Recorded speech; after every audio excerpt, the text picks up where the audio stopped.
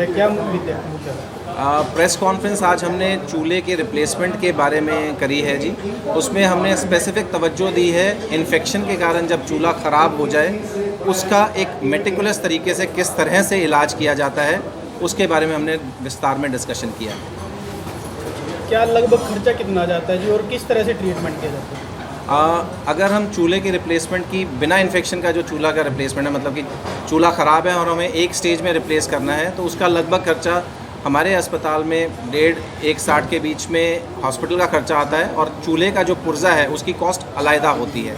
चूल्हे की कॉस्ट जो है चूल्हे की वैरायटी के ऊपर डिपेंड करती है। एक अच्छा चूल्हा सीमेंटेड वो 40-50 हज़ार से शुरू हो जाता है, और सबसे कॉस्टली चूल्हा लगभग 2.25-2 लाख के आसपास आता है। तो पेशेंट की एज के हिसाब से, पेशेंट की बोन क्वालिटी के हिसाब से चूल्हे का रिकमेंडेशन किया जाता है, और उस कॉस्ट को ऐड कर दें तो उतनी कॉस्ट आती है। डॉक्टर साहब, आपके साथ में पेशेंट बैठे हैं, इनका आपने किस तरह से ट्रीटमेंट किया है? बाबूजी मिस्टर दर्शन सिंह जी हमारे पास जनवरी में आए थे, और इनका पिछले 6 महीने से इन्फेक्शन के कारण धीरे धीरे चूल्हा ख़राब हो गया था, जिसके कारण ये सिवियर पेन में थे और चल फिर नहीं पा रहे थे, ऑलमोस्ट बेड रिडन थे।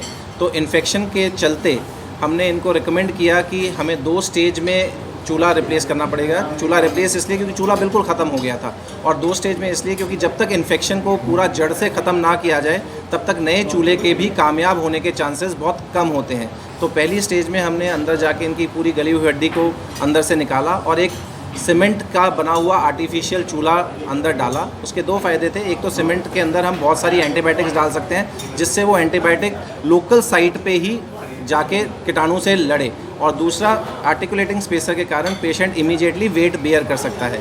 जब इन्फेक्शन कंट्रोल हो गई, जिसको लगभग कि 6 हफ्ते लगते हैं, उसके बाद इनका सेकंड स्टेज सर्जरी किया गया, जिसमें हमने फाइनल चूल्हा डाला, और आज 4 महीने बाद बाबूजी प्रैक्टिकली नॉर्मल लाइफ पे हैं। 1 से 1.5 किलोमीटर आराम से चल लेते हैं बिना सपोर्ट के, और देख के कहना मुश्किल होता है कि किस चूल्हे का ऑपरेशन हुआ है। डॉक्टर साहब, लगातार टीबी के भी केस होते हैं जिसमें हड्डियाँ गल जाती हैं, उनका इलाज कैसे किया जाता है? टीबी की अगेन जो जोड़, टीबी एक कॉमन बीमारी है जिसके कारण जोड़ हमारे ख़राब हो सकते हैं।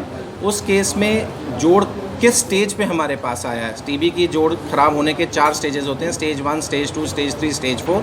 अगर अर्ली स्टेज में पेशेंट आ जाए तो सिर्फ़ और सिर्फ दवाइयों से बचाया जा सकता है। अगर लेट स्टेज में आए, जब जोड़ बिल्कुल ख़त्म हो गया है, तो उसमें भी इसी तरह का कुछ ऑपरेशन करके 2 स्टेज में हम वापस से पेशेंट को फंक्शनल कर सकते हैं।